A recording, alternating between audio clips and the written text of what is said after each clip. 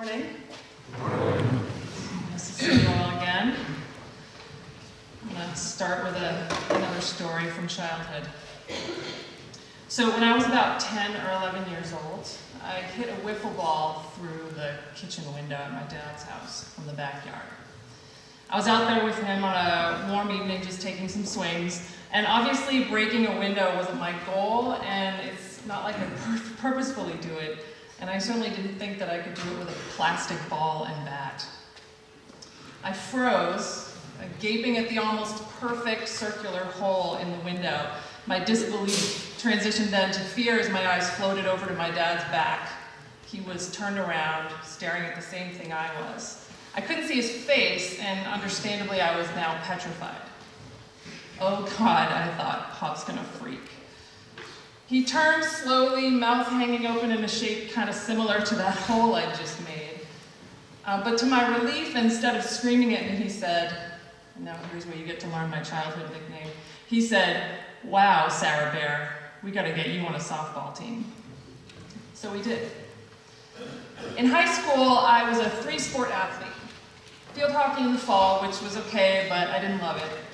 Basketball in the winter, I enjoyed that, but to be honest with you, my height dictated a position I wasn't very good at. Yeah, I could grab a rebound or two and box out, but I was useless in the post-up. I just got dizzy under there, and I didn't have the finesse.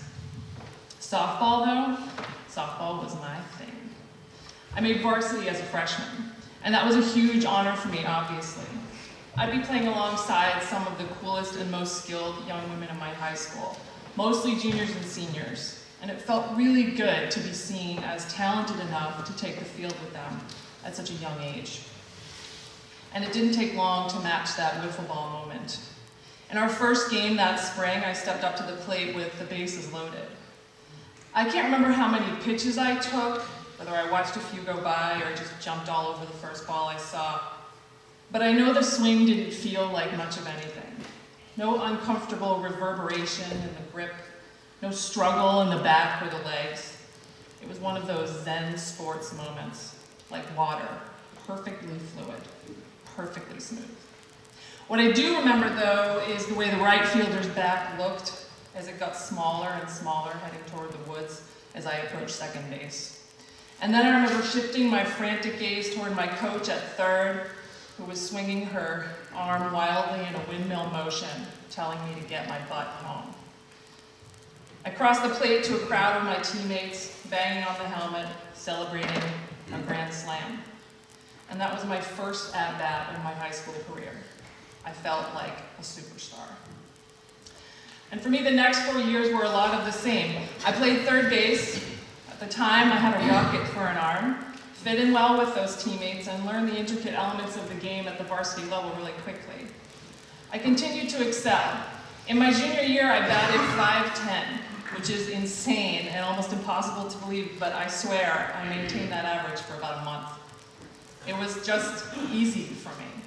I just went out there, I hit the cover off the ball, got on base, got RBIs, turned double plays, snatched those line drives out of the air. And I loved the cheering and the chatter that I would hear when I was at bat. What do you say, 32? What do you say, Rooney? Here we go, kid, here we go. Softball was all nicknames, chatter, orange wedges, sunflower seeds. It was all good. So for a few of you, this might sound like a familiar story. Either you relate to it on a personal level or you just like the way it sounds. For many, though, not so much. Sounds pretty arrogant, right? Pretty unbelievable. Yeah, I know, but bear with me, because the next part is different. In college, I didn't continue playing softball for a variety of reasons that maybe we'll get into in another chapel talk. In my sophomore year, though, I picked up sports again, and it was my house president at Smith College, a senior named Jane, who took one look at me and declared that I was meant to be a rugby player. She told me to show up at the team meeting that would take place before the fall sports season began, but I didn't show up. I had no idea what rugby was about, and I was totally intimidated. In the winter, she cornered me again. Show up at the spring sports meeting, train with us this winter. You need to be playing rugby. I wanted her to stop bugging me, so I showed up. And actually, it stuck.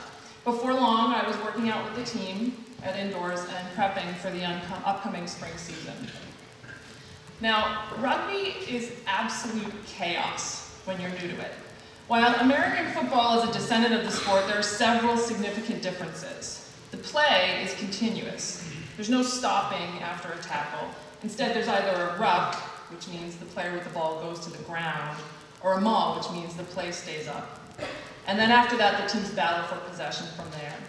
Passing the ball happens laterally or a little bit backwards, definitely not forwards. And while it's a contact sport, there aren't really any pads, other than some soft shoulder pads and headgear somewhere. Oh, but mouth guards. Everybody wears one of those. Scoring the ball requires actually touching the ball down in the end zone, so you can sort of see where the term touchdown comes from when you watch. Similar to soccer, there's no division between offensive and defensive players, other than the situation that dictates it. Do you have the ball or not? Are you trying to score or keep the other team from scoring? And that can change from one moment to the next. I swear to all of you, I had no earthly idea what I was doing for that entire first season. In fact, I felt like I was faking it most of the time. Seriously, I would come up out of a scrum and just follow the mess of bodies all over the field. I would do the best I could to stop anyone who was trying to get past me, but I wasn't great at that. It wasn't like snagging line drives out of the air at third base. Some of the opponents were way faster than me, and I just didn't have great tackling mechanics yet. And believe it or not, some of them were just much bigger than me, and they were really hard to take down. While I eventually learned the game and improved, I got fitter, stronger, smarter, I wasn't naturally talented at it like I was at softball. It was really, really hard, every moment of every game. Rugby was mud, cleats, blood, exhaustion, relentless, really hard. And unlike softball, my contributions were hard to see. They were really subtle, small moments. Clearing an opponent off the ball, just as she started making her way over it in a ruck, or peeling a defender's hands away in a maul, just in time for the scrum half to reach in and pass it back to the fly half. Getting just 1 inch lower than my would-be tackler, so I had a little more leverage. And sometimes the difference between success and failure on the rugby pitch came down to whether or not I kept my hips lower than my shoulders in a scrum down, and whether or not my feet were at the right angle to get all 8 of my spikes in the ground so I couldn't easily be pushed back. For me, in rugby, especially in the position that I played, there were no grand slams. No part of this was easy. It was entirely humbling. So you might think that I would have missed that feeling of being a star, the feeling of a sport coming easily, quantifiable stats that I could brag about the next day at school, or 26 years later in chapel talk, which I'm totally owning. The truth is, I didn't.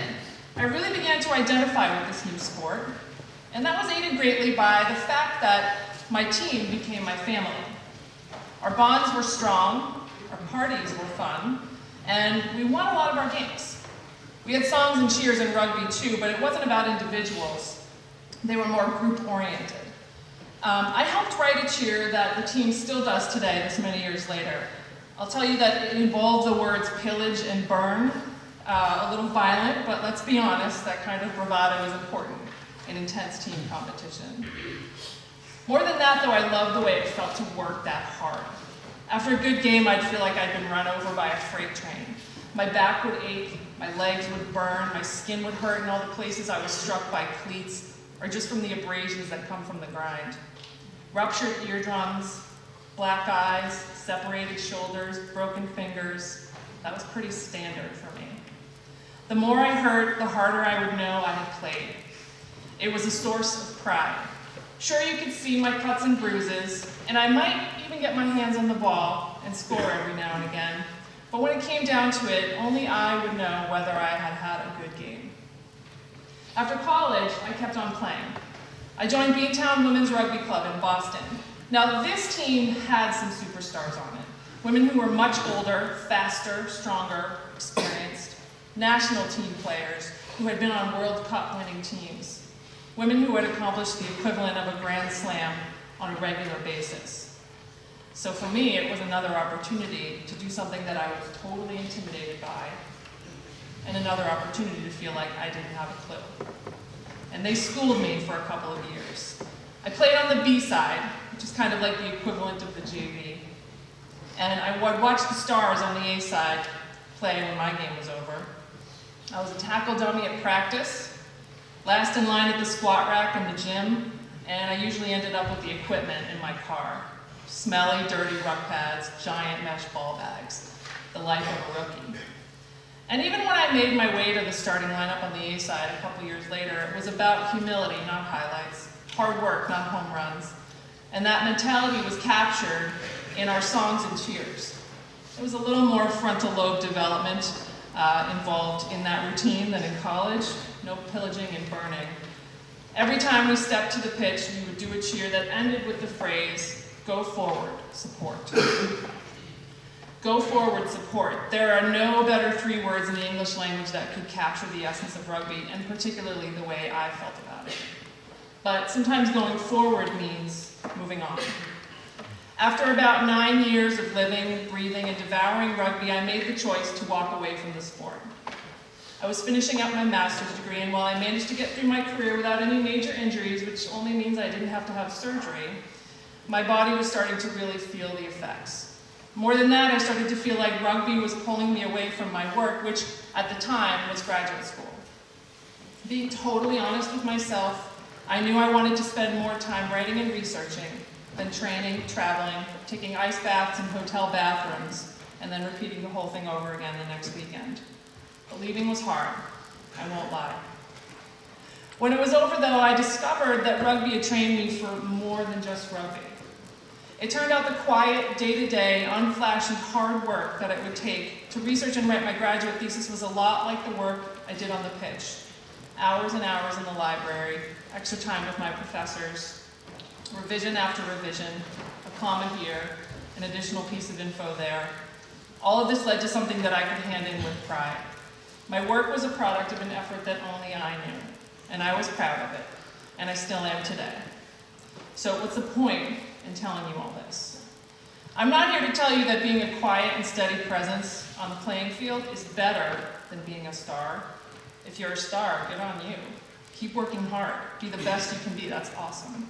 For me, the rugby thing allowed me to be a quiet and steady contributor. It was more sustainable and character building, but that's just my experience. What I will say, though, is that for most of us, sure in sports, but really in life, there are far fewer Grand Slam moments than there are those moments when deep down we have no earthly idea what we're doing or how to be good at what we're trying to do. When getting through the day is a lot like that first season playing rugby, when you're just trying to work your way through the chaos and get by. For me, this is parenthood every day. A new job at a new school, the grief from my mom's death that runs me over like a freight train when I least expect it or want it. There are no home runs in those situations. But I get up and keep trying, even if I have to fake it from time to time. For you, maybe it's sports, but maybe it's trying to figure out who your friends are, what kind of college you see yourself at, making the right choices around drugs and alcohol, dealing with relationships, parents, teachers.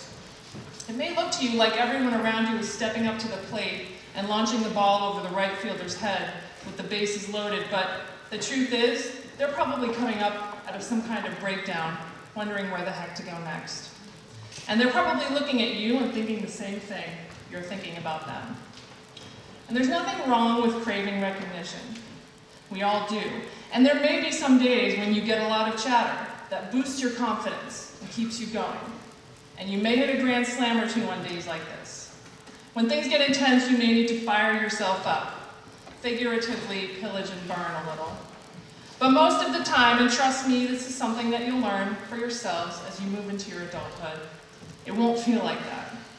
Grand slams will come fewer and farther between, so you'll have to quietly cheer yourself on and take note of the little things you get right. Go forward, support. Notice and take pride in the small, subtle contributions you can make every day on the athletic field and off.